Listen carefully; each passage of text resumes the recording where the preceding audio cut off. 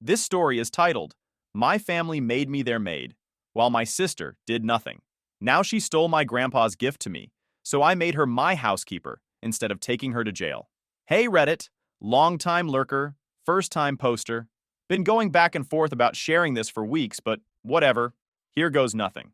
I'm Jenna, 23 female, and up until a few months ago I was living with my parents, sister Vanessa, 21 female, and my two younger brothers Kevin, 16 male, and Dylan, 14 male.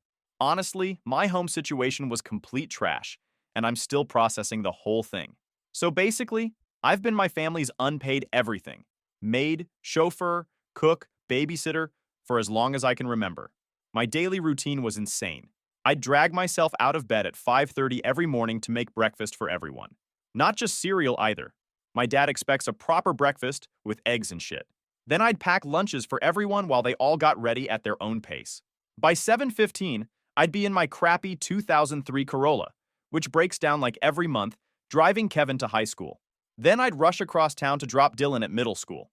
These schools are in completely opposite directions, BTW, because why make anything easy, right? Then I'd speed to my insurance office job where I work full-time. I'd have to leave early at 3:30 every day to pick up the boys from whatever after-school stuff they had going on. My boss was always giving me crap about it, but whatever. Not like I had a choice. But wait, there's more. 3 days a week, I also had to go to my older brother Mike's house to pick up his kids and watch them until he and his wife got home around 8. Did I ever get paid for this? Nope. Mike's always claiming he's broke, but somehow has money for a new gaming console every few months. Funny how that works. After all that, I'd still have to make dinner for everyone, clean up, do laundry, help the boys with homework, and somehow find time to shower before passing out and doing it all again the next day. Meanwhile, my sister Vanessa does literally nothing. She's the definition of the golden child. My parents are obsessed with her because she's pretty and got into some fancy private college that they're paying for 100%. They're always talking about how Vanessa's going places and how Vanessa needs to focus on her studies and social connections. Vanessa spends most of her time at home taking selfies, shopping with my mom's credit card, or complaining that the dinner I made isn't exactly what she wanted. She's never done a chore in her life, not one. Last week, she literally asked me how the washing machine works. She's 21. My parents enable all this crap. When I try to point out how unfair it is, my mom says, Vanessa needs to concentrate on her future. That's how she'll be successful. Like, what about my future? My dad just says I'm being dramatic, and that this is what family does for each other. Weird how that rule only applies to me, though. I've tried to talk to them about it so many times. Last month, I asked if Kevin and Dylan could start doing some of their own stuff since they're teenagers now. Mom acted like I suggested they should work in a coal mine or something. They need to focus on school and sports. They're just boys. Just boys? They're 16 and 14. When I was their age, I was already cooking dinner for the family every night. Even when I'm sick, nobody steps up. Last winter, I had the flu so bad I could barely stand, and my mom still came into my room asking what was for dinner. I dragged myself to the kitchen and made soup while running a 102 fever, because nobody else would do it. I've been paying part of the bills too, about $400 a month that goes to family expenses. But God forbid I buy something nice for myself. Then it's all, wow, must be nice to waste money comments from my parents. The worst part is that for a long time, I thought this was normal. Like I genuinely believed this is just what older sisters do for their families. It wasn't until I started talking to my friend Rachel about it that I realized how messed up it all was. Rachel would be like, wait, you do what for your family? And I'd explain some part of my daily routine, and she'd just stare at me like I was describing life on Mars or something. It took me way too long to realize I wasn't a daughter or sister to these people. I was their housekeeper. Free labor they could guilt into doing whatever they wanted. Things changed last month in my 23rd birthday. I wasn't expecting much, honestly. My birthdays usually just mean I get to pick what I cook for dinner that night, if I'm lucky. Sometimes my mom buys a cheap grocery store cake that sits in the fridge for days because no one really cares. This year, my parents didn't even pretend to give a crap. They were too busy planning for Vanessa's summer internship at some law firm, where my dad's college buddy works. The whole week before my birthday, all they talked about was how this internship would open doors for Vanessa and how they needed to buy her new clothes so she'd look the part. On my actual birthday, my mom totally forgot until like 8 p.m. when she was like, oh yeah, happy birthday, honey, without even looking up from her phone. My dad grunted something about maybe going out to dinner this weekend, which never happened. Big surprise. Kevin and Dylan at least made me cards, which was nice of them. Vanessa didn't acknowledge it at all.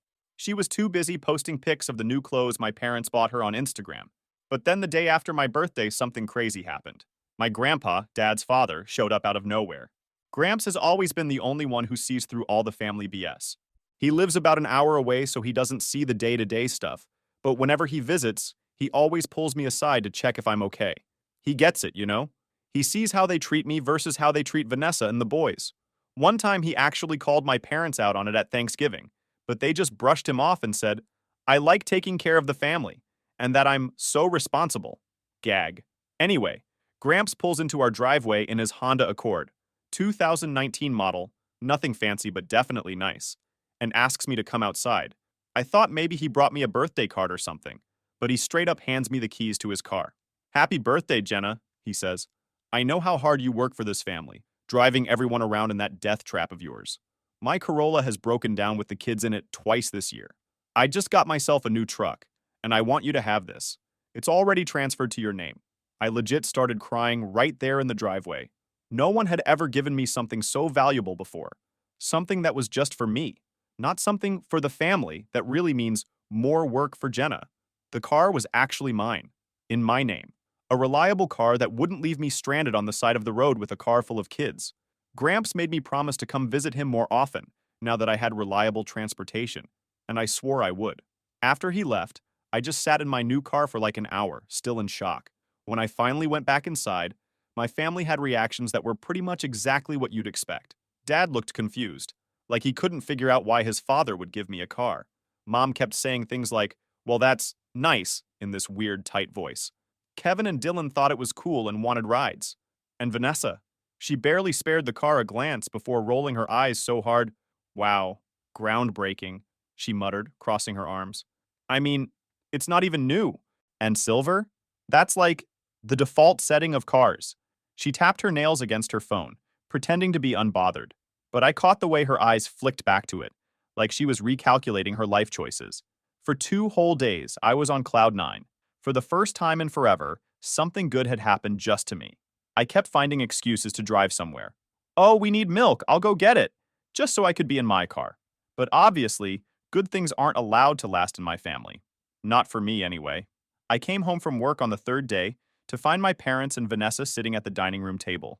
They had that look, you know the one, where they've been talking about you, and now they're gonna drop some BS on your head.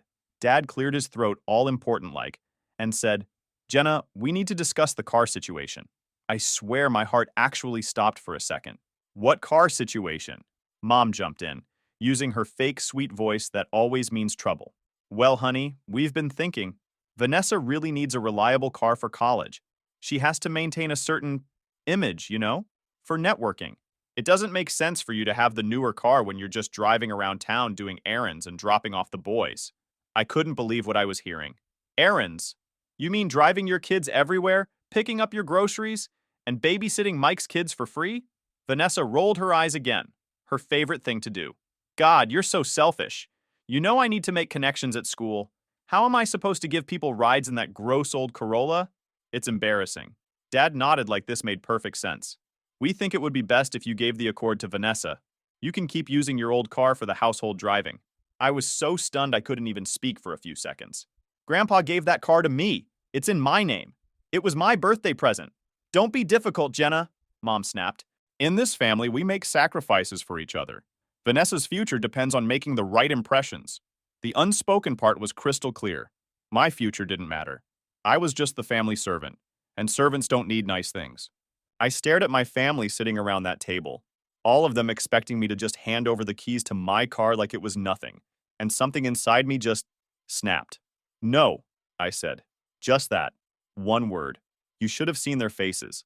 Dad looked like I just spit in his coffee or something. Mom's eyes got all wide, and Vanessa had this expression like she couldn't compute what was happening. "Excuse me?"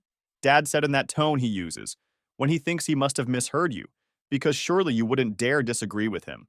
I said no. The car is mine. Grandpa gave it to me because he knows how much I do for this family. It's legally in my name, and I'm not giving it to Vanessa. Mom's face turned this weird shade of red I'd never seen before. "After everything we've done for you? All these years of giving you a home, food, Everything you need? This is how you repay us? I actually laughed. Like a real laugh that probably sounded a little crazy. I couldn't help it. What exactly have you done for me? I cook all your meals.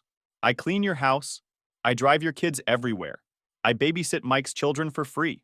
I do all of this while working full-time and helping pay bills. So please, tell me what exactly I'm getting in return?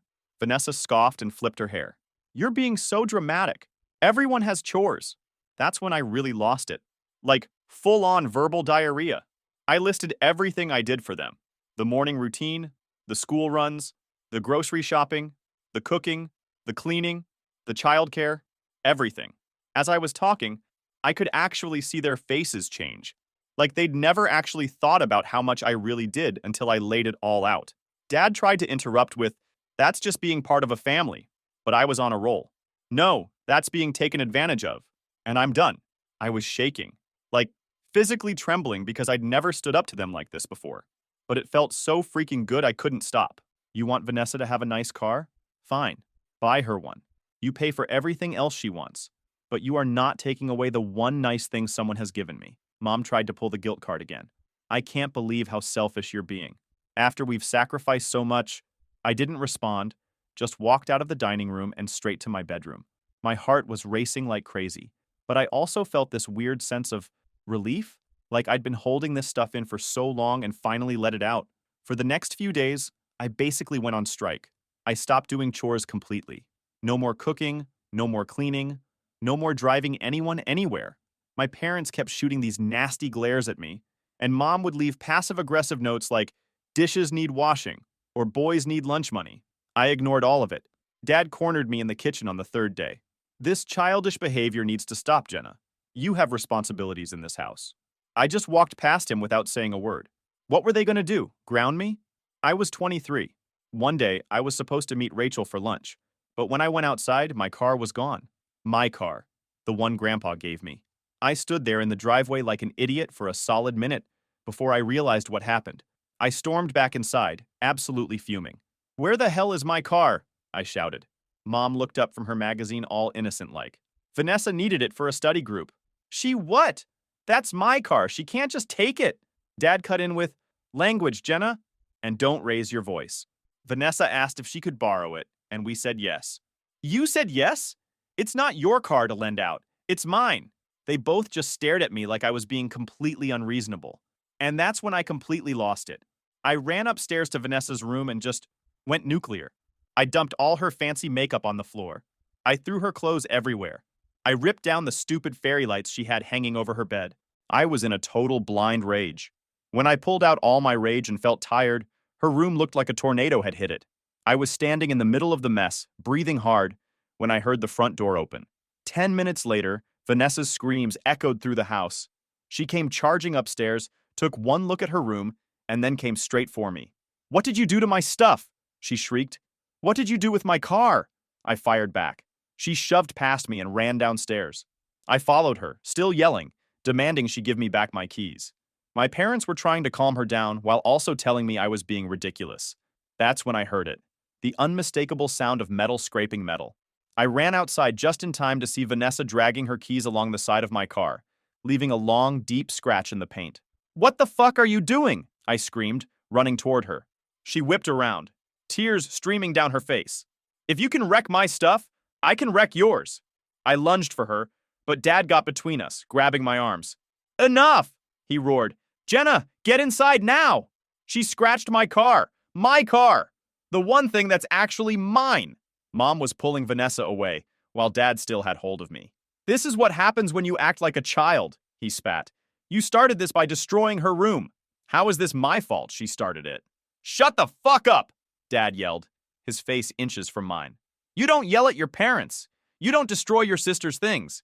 And you don't get to dictate who uses what in this house." I twisted out of his grip. "That car is legally mine. If she takes it again, I'm calling the police." Dad's face went white. "You would do that to your own family?" "You're not treating me like family," I said, my voice suddenly calm. "You're treating me like property." I walked back inside, trembling with rage. The line had been crossed. There was no going back now. I sat on my bed for maybe 10 minutes, just breathing and thinking. And then I made a decision. I pulled out my phone and called my friend Rachel. Rachel had moved into her own apartment a few months ago and mentioned needing a roommate to split costs. She'd been telling me for years that my family situation was messed up and that I should move out. "Can I come over tonight?" I asked her when she picked up. "I think I'm finally ready to move out." "About damn time!" she practically yelled through the phone. "Yes, come over now!" While my family was still arguing downstairs, I could hear them going at it, mostly blaming me for being ungrateful. I started packing. I grabbed my backpack and a couple of duffel bags and stuffed in as many clothes as I could fit. I took my important documents, birth certificate, social security card, passport, and my laptop and chargers. I knew I could come back for the rest of my stuff later when they weren't home. I didn't have much anyway. Most of my money over the years had gone to family expenses instead of buying things for myself. As I was carrying my bags downstairs, Mom appeared at the bottom of the steps, blocking my way. "Where do you think you're going?" "We're not done discussing this." "I'm done discussing it. I'm going to stay with Rachel for a while." The look on her face changed from anger to panic real quick. "You can't just leave like this. What about dinner? Who's going to pick up the boys from practice tomorrow? Who's going to watch Mike's kids on Wednesday?" And that's when I knew for sure I was making the right decision. She wasn't worried about me leaving. She was worried about all the work I did. "Not my problem anymore," I said, pushing past her and walking out the door. I threw my bags in my car, the one Grandpa gave me, and drove to Rachel's place. I was shaking and crying and laughing all at the same time. I felt terrified, but also free, like I could suddenly breathe again after years of having this weight on my chest. Rachel was waiting for me outside her building. She helped me carry my bags up to her apartment, a small but cute two-bedroom that was about 1,000,000 times more peaceful than my parents' house. "You can stay as long as you need," she said, setting up the couch for me to sleep on. "I've been telling you for years that what they're doing isn't normal.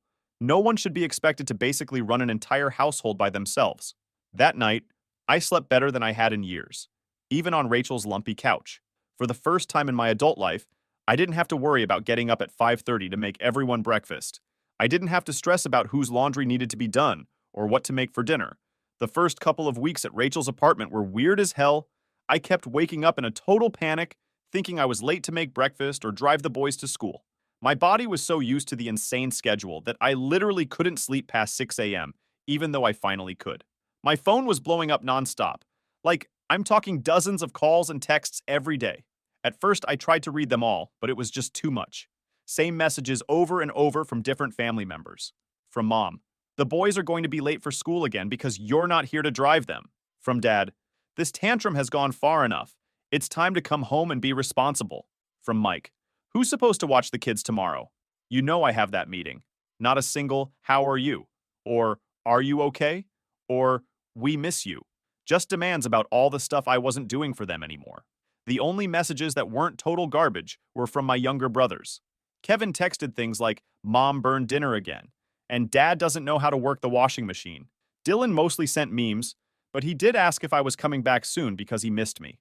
That made me feel kind of guilty, but I reminded myself that I wasn't abandoning my brothers. I was finally taking care of myself after years of putting everyone else first. I blocked most of their numbers after a week. Just couldn't deal with the constant guilt trips and demands. The only exceptions were my younger brothers, because they were just kids caught in the middle of all this. And Grandpa, of course, who called to check on me. "I'm proud of you, kiddo," he told me. "It's about time you started living your own life instead of being their live-in help." When I told him they tried to take the car, he let out this string of cuss words I didn't even know he knew. He promised to come visit me soon at my new place. Meanwhile, I started experiencing what normal life could be like. Do you have any idea how amazing it is to just exist without constant demands? To sleep until 8 on a Saturday? To eat cereal for dinner if you feel like it because you're only feeding yourself? I started hanging out with my coworkers after work instead of rushing home. I went to a movie on a weeknight. I bought myself some new clothes with money that would have normally gone to family expenses. Rachel was awesome through all of this. She let me crash on her couch for 2 weeks, then helped me find a cheap studio apartment nearby that I could actually afford on my insurance job salary. The weirdest part of all this was realizing how much of my identity was wrapped up in taking care of my family. Without all those responsibilities, I didn't really know who I was or what I liked to do. I'd never had time for hobbies or friends or dating. So I started trying new things. I joined a kickboxing class. Great for working out all that anger, BTW. I downloaded some dating apps. I started learning how to bake, but just for fun this time. Not because I had to feed a house full of ungrateful people. About a month after I moved out, I thought of checking the voicemails from my parents. Their tone had definitely shifted from anger to desperation. Dad, Jenna, the house is a complete disaster. No one knows where anything is or how to work the washing machine. This has gone on long enough. Mom, please call us back. The boys are eating cereal for dinner because no one knows how to cook. This isn't fair to them. Kevin, who had obviously been handed the phone by my parents. Hey, Jenna. Mom's making me call you. Things are pretty bad here.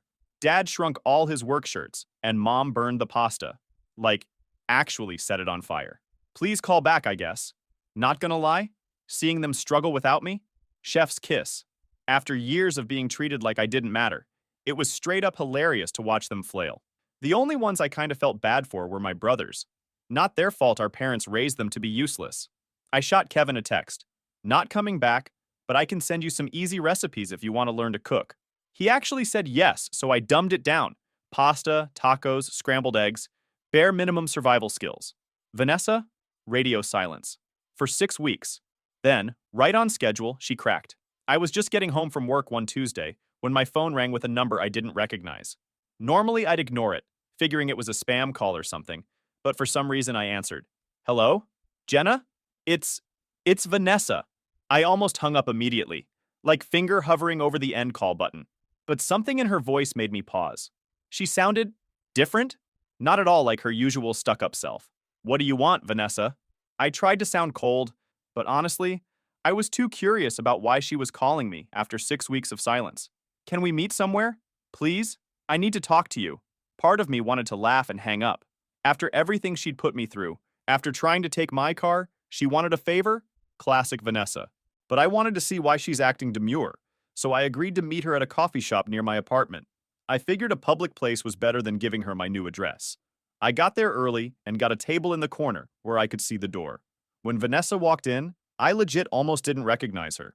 Her usually perfect hair was pulled back in a messy ponytail with greasy roots showing. No makeup, dark circles under her eyes like she hadn't slept in days. She was wearing sweatpants and a hoodie instead of her usual trendy outfits. She slumped into the chair across from me, not even bothering to get a coffee first. What happened to you? I asked, not hiding the smirk on my face. The golden princess looked like absolute garbage. She stared at the table for a minute, before finally looking up at me. Everything's falling apart, she said, her voice cracking a little. Everything. And then the story came pouring out of her like word vomit. Without me there to hold everything together, the family had basically imploded. Mom and Dad had expected Vanessa to take over all my duties, the cooking, cleaning, driving the boys around. They'd told her it was her turn to help the family. And guess what? Vanessa had no clue how to do any of that stuff. She'd never cooked anything more complicated than microwave mac and cheese. She kept screwing up the laundry, turning white clothes pink and shrinking Dad's expensive work shirts. She was constantly late picking up the boys because she didn't know their schedules or how long it took to get places. I burned dinner 3 nights in a row, she admitted.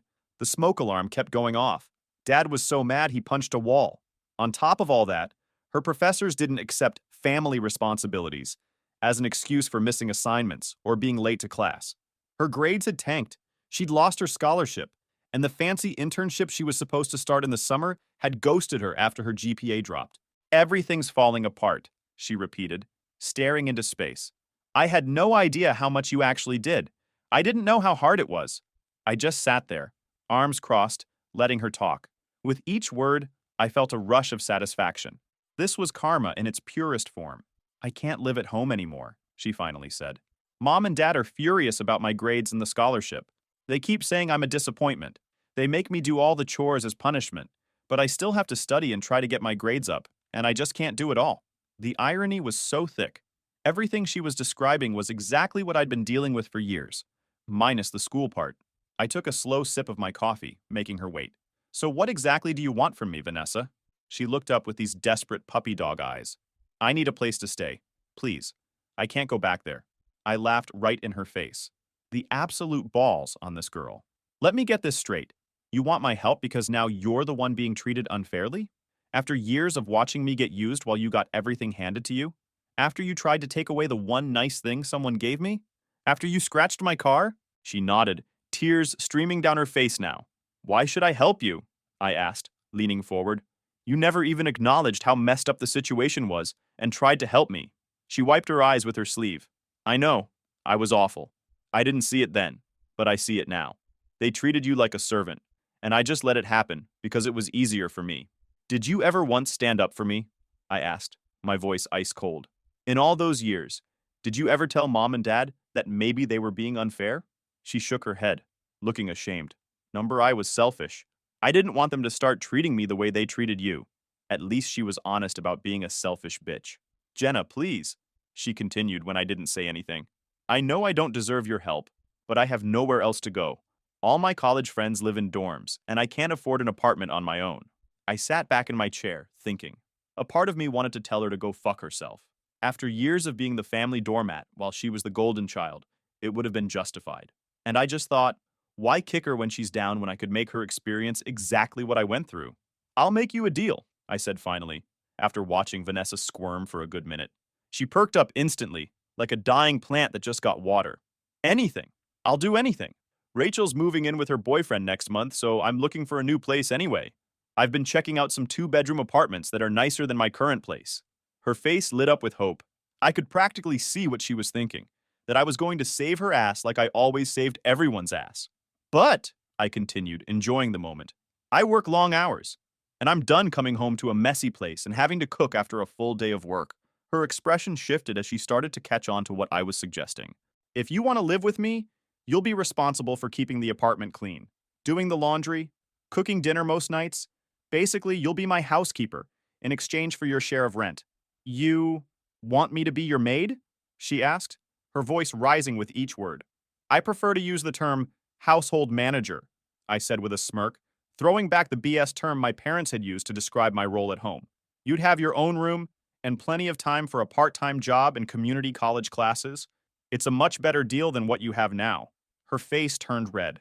The old Vanessa was breaking through the desperate facade. Are you fucking kidding me? She spat. I come to you for help, and you want to turn me into your slave? Funny. That's exactly what I was to our family for years. I shot back. But you never had a problem with it then, did you? She stood up so fast her chair fell over. People in the coffee shop were starting to stare. You're a vindictive bitch, she hissed, then actually tried to spit at me. Her aim was off and it landed on the table. Real classy, Vanessa, but bad try, I said, not bothering to get up. Good luck explaining to Mom and Dad why you can't make their dinner tonight. She stormed out, slamming the door so hard the bell nearly fell off. I figured that was the end of it. I'd offered my terms, she'd refused. Her problem now. But 3 days later, my phone rang at midnight. It was Vanessa, crying so hard I could barely understand her. They kicked me out, she sobbed. Dad said I'm not welcome back until I learn some responsibility. And what do you want me to do about it? I asked coldly. I'll take your deal, she whispered, sounding utterly defeated. I'll be your household manager. 2 days later, Vanessa moved into my new 2-bedroom apartment. I had her sign an actual contract outlining her responsibilities and what she'd get in return. In writing. Notarized. When my parents found out about our arrangement, they completely lost their shit.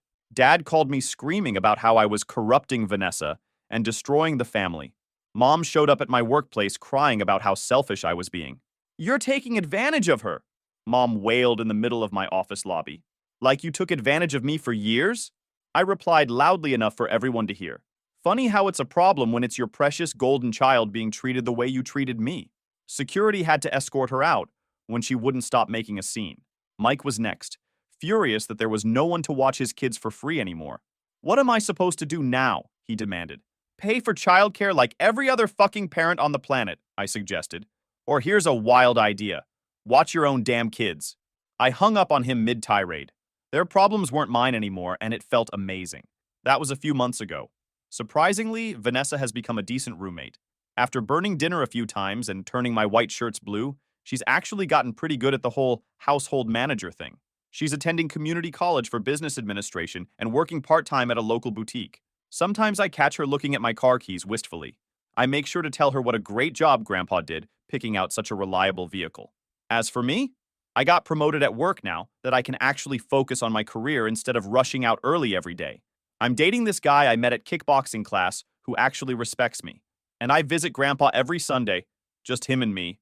He laughs his ass off when I tell him about Vanessa doing laundry. My parents still try calling sometimes. I let it go to voicemail. Kevin texts me updates about school, and Dylan sends memes. I miss them, but I don't miss the rest of it. The family wanted a doormat. They got a door slammed in their face instead. Edit. Holy shit, this blew up. For everyone asking, no, I don't feel bad about the arrangement with Vanessa. She's learning valuable life skills and finally contributing instead of just taking. The scratches on my Honda are still there.